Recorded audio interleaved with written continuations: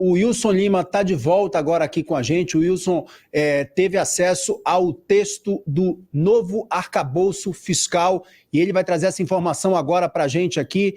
Se o Rodrigo Oliveira também estiver aí, o Rodrigo Oliveira pode se posicionar também, que ele vai fazer uma análise sobre esse assunto. Wilson, informação urgente que acaba de chegar com você, Wilson. Pode falar. Vamos lá, Kenzo. Basicamente é o seguinte, que a gente conseguiu apurar, a informação surgiu durante a tarde, nós estávamos apurando e agora há pouco consegui aqui com algumas fontes do governo confirmar basicamente o seguinte. Novo marco fiscal vai prever o seguinte, meta de zero, tá? A ideia é que em 2024 você zere o déficit público, tá? Tenha um superávit fiscal para 2025 de 0,5% do PIB, e de 1% do PIB para 2026, no último ano do mandato do governo Lula. Então, assim, em linhas gerais é isso, esse é o projeto que está sendo apresentado nesse momento, nesse instante lá na Câmara, lá na residência oficial da Câmara dos Deputados. Nesse momento tem uma reunião com o Fernando Haddad, ministro da Fazenda, com o ministro das Relações Institucionais, Alexandre Padilha, vários líderes da Câmara, Adriana Ventura, Rogério Brito, Antônio Brito, do PSD, enfim, então, nesse momento esse plano já está sendo mostrado, e a ideia desse novo marco fiscal é que nos próximos anos exista um mecanismo de controle de despesa e de receita, né? Que o Estado brasileiro ele não vai mais poder, nos próximos 3 anos, gastar mais do que arrecada. Então, o governo federal está sendo colocado esse gatilho. Então, em linhas gerais, né? Resumidamente, meta fiscal para 2024, zerar, sem déficit em 2024, com uma meta de superávit de 0,5% do PIB para 2025 e de 1% do PIB para 2026, sendo que a partir já desse ano o governo se compromete a estabelecer um equilíbrio de receitas versus despesas. Quer dizer, a partir de agora o Estado vai ter que arrecadar mais do que gasta. Em resumo, é isso. 3 pontos, então, importantes. Wilson, só refazendo aqui, então, recapitulando tudo que o Wilson acabou de trazer para vocês. Para você que está chegando agora no nosso Papo Antagonista, é desse jeito que a gente faz jornalismo. Informação chegou aqui, o Wilson trazendo para a gente notícia urgente sobre esse texto, né? A base do texto do arcabouço fiscal, que está sendo apresentada neste momento por Fernando Haddad, ministro da Fazenda, na residência oficial do presidente da Câmara, Arthur Lira, para as lideranças. Esse texto está sendo apresentado hoje porque ele precisa ainda de uma aprovação do Congresso Nacional. E por conta disso, Fernando Haddad está fazendo todo esse périplo, teve uma tarde de muitas reuniões, então, aqui em Brasília, reuniu com a Casa Civil, reuniu com o presidente Lula para receber esse aval, está reunido, então, nesse momento, com as lideranças da Câmara dos Deputados, para que esse texto ganhe o apreço desses parlamentares e para que ele seja aprovado no Congresso. Por isso, Fernando Haddad está fazendo todo esse périplo. Então, o Wilson Lima trazendo para a gente a informação de que o arcabouço fiscal tem a meta de zerar o déficit público até 2024. Esse é o primeiro ponto. Segundo ponto, Wilson? Superávit de 0,5% do PIB em 2025 e de 1% em 2026. Boa. Tá? Esses são os meus principais pontos. São os 3 pilares, então. São 3 pilares. Obviamente que assim esse texto está sendo apresentado neste momento para as lideranças parlamentares. Então, assim, lógico que o problema agora, e nesse momento nós estamos apurando isso, como é que o governo vai conseguir chegar a esses números, porque apresentar um pacote é fácil. A questão é como é que você vai conseguir chegar a essa conta, né? E aí também, que é o grande dilema a partir de agora, né, Kenzo? Uma coisa é apresentar o plano, outra coisa é você executar o plano, né? Então, agora o governo vai ter que se virar para ver como é que ele vai conseguir entregar isso pro mercado, né? Já passo a bola direto para ele, Rodrigo Oliveira, que já aparece aqui no vídeo para a gente, para falar e fazer uma análise, então, sobre esse tripé. Né? São esses 3 pontos importantes, então, que o Wilson Lima acaba de trazer para a gente sobre esse arcabouço fiscal que está sendo apresentado nesse momento pelo ministro da Fazenda, Fernando Haddad, às lideranças, aos líderes da Câmara dos Deputados na residência oficial de Arthur Lira. Rodrigo, boa noite, bem-vindo.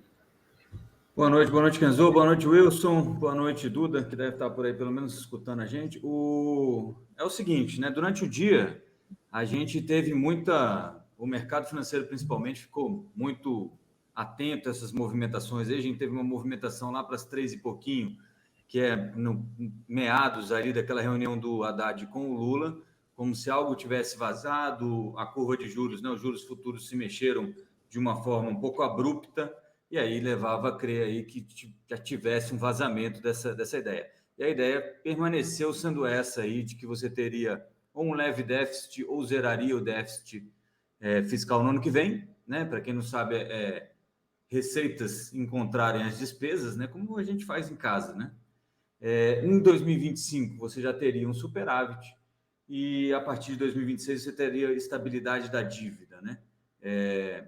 Então, assim, a pegadinha aí é um pouco disso que o Wilson falou mesmo, porque tudo bem, né? Então, a gente vai ter um mecanismo de controle para as despesas, mas qual é esse mecanismo de controle das despesas? Porque se for gastar menos do que arrecada, o nome disso já é teto de gastos, né?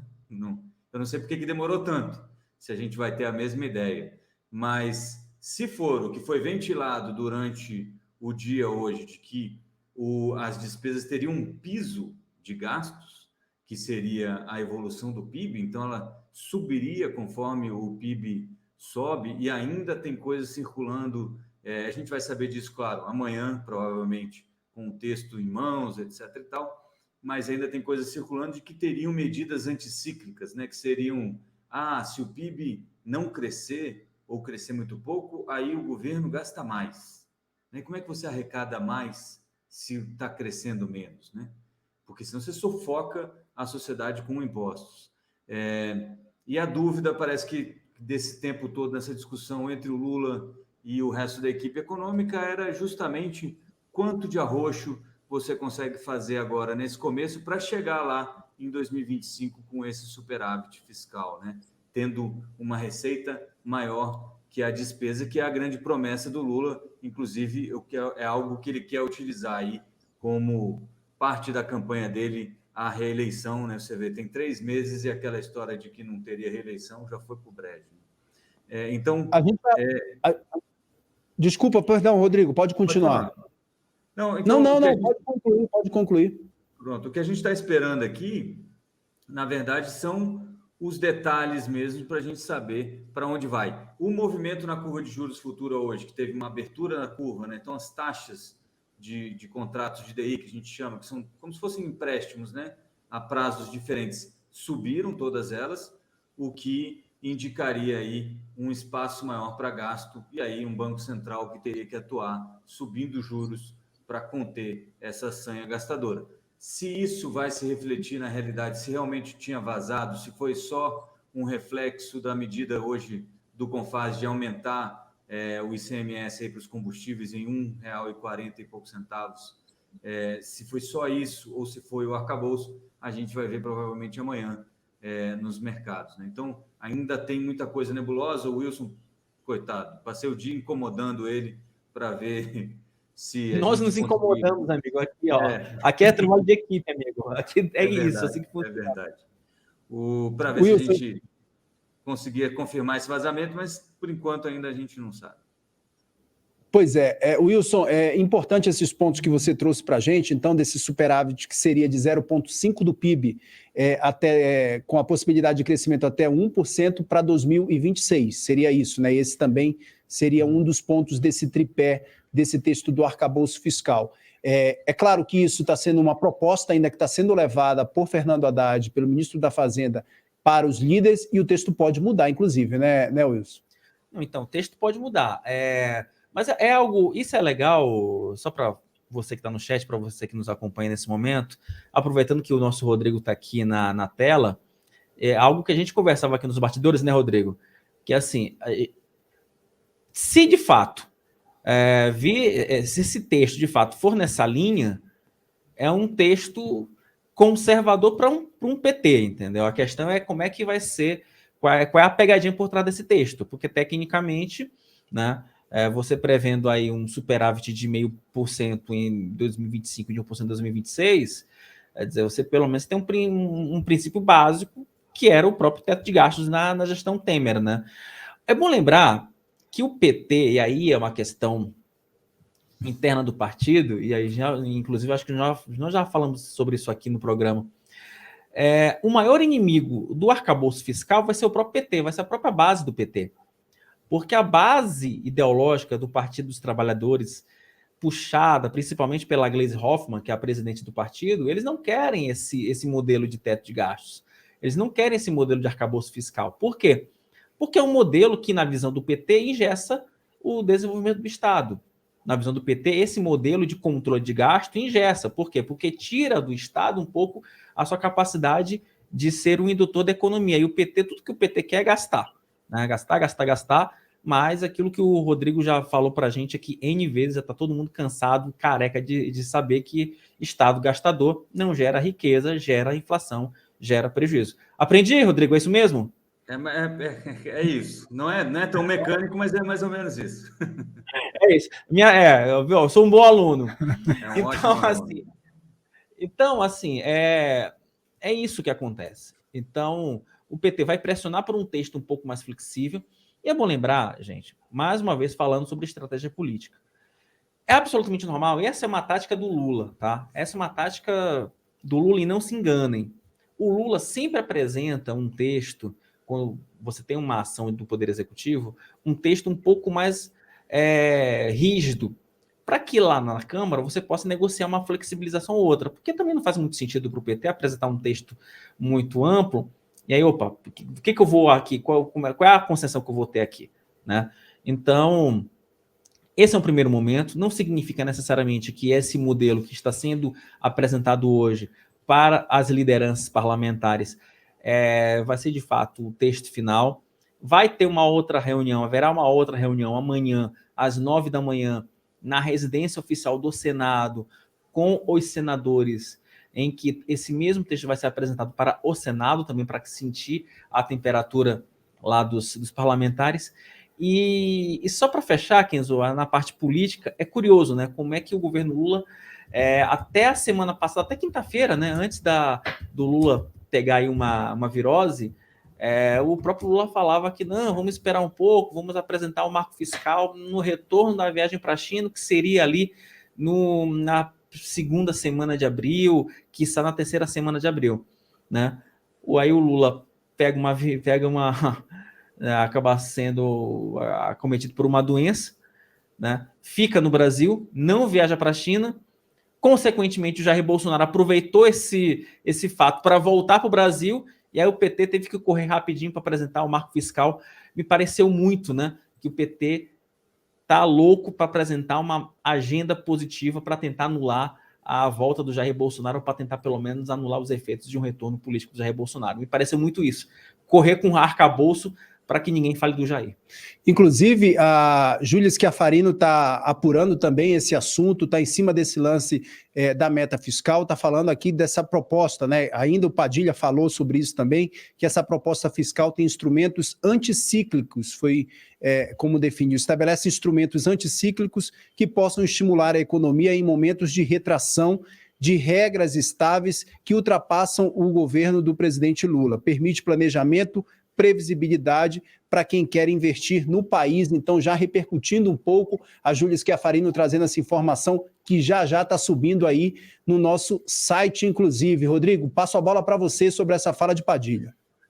É isso, eu queria lembrar o seguinte, ó, quando o Haddad apresentou aquele pacote, não sei se vocês vão lembrar disso, aquele pacote fiscal, recentemente, falando, a primeira notícia era, estamos zerando o déficit esse ano. Aí, na fala dele mesmo, ele fala, olha, na verdade, a gente não vai conseguir fazer tudo isso. A gente espera fechar o ano com 100 bi de déficit. E é isso, né? Então, é um pouco disso que o Wilson falou. O que a gente pode tirar de bom disso é que, em tese, pelo menos, o que vai sair do Planalto é o pior projeto possível. A partir daí, ele tende a melhorar no Congresso, embora isso seja contraintuitivo, porque você está esperando que os parlamentares sejam contidos em gastar, né? E isso é um negócio que para político é quase uma doença, né? Eu espero que eles tenham esse problema agora, que realmente contenham um pouco essa sanha gastadora, para a gente poder ter uma estabilização econômica e um crescimento com previsibilidade, como gosta de dizer o Haddad, e que vá além do governo Lula ou qualquer que seja o governo de plantão, a gente tenha alguma estabilidade econômica, porque isso traz benefício para todo mundo no fim do dia, né? Ô, Kenzo, deixa eu só fazer uma pergunta pro Rodrigo. Rodrigo, só tirar uma dúvida aqui, porque essa frase do Padilha me pareceu um pouco, e aí me corrija se eu estiver equivocado ou se eu estou fazendo uma interpretação difusa do que o ministro das Relações Institucionais está falando. Quando ele fala que o texto pode vir com gatilhos, com gatilho de você criar um programa anticíclico, me parece muito o que aconteceu durante o governo Jair Bolsonaro com as medidas emergenciais da pandemia. Você acha que pode vir alguma coisa nessa linha ou eu tô viajando na batata aqui? Não, eu acho que não seria exatamente isso, né? Porque no caso da pandemia você tinha um evento realmente imprevisível, né? No sentido de, não que, né? Se for filosoficamente, você vai falar, não, todo mundo sabia que em algum momento teria uma pandemia, mas ninguém espera que seja no seu governo, né? Então, você está lidando com algo de uma imprevisibilidade muito grande. O que eles estão tentando fazer, pelo menos é isso que vem sido gestado, né, durante esses dias, é aquela coisa do anticíclico no sentido seguinte: quando a economia nacional, quando a economia brasileira, o PIB, estiver retraindo, então o governo injeta dinheiro na economia para tentar resgatar o dinamismo econômico. E aí, esse é um perigo, né? Porque você imagina o seguinte, é como se fosse... porque ele traz consigo a ideia de que você vai se endividar, horas, né? Se você está ganhando menos, e aí por que você está ganhando menos? Você quer gastar mais porque isso vai ajudar? Você está se endividando, né? Esse dinheiro não cai do céu, ou você está aumentando impostos, o que seria péssimo no momento desse, não seria anticíclico, na verdade seria uma tragédia. Então, essa fala do Padilha, desse mecanismo aí anticíclico, pelo menos o que a gente está entendendo por aqui, é que seria algo do estilo, olha, como o PIB está caindo, o governo vai ampliar a dívida para poder injetar dinheiro na economia e fazer algo para que esse momento de queda econômica não seja tão grave, não seja tão forte. E lá na frente, quando a economia começar a crescer, o governo, então, faria uma economia a mais para compensar aquele gasto anterior. Parece uma ideia até, uma lógica muito boa, mas é muito difícil você acreditar que um governo, qualquer que seja o governo, Bolsonaro, Lula, Jorginho, Manuel, qualquer pessoa que você imaginar aí, Jorginho e Manuel não são candidatos políticos reais, viu, gente?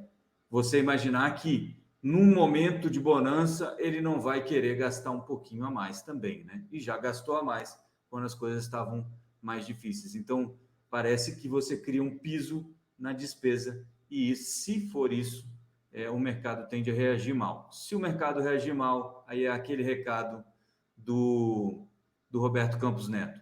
As expectativas de inflação pioram e aí cortar os juros nem tão cedo.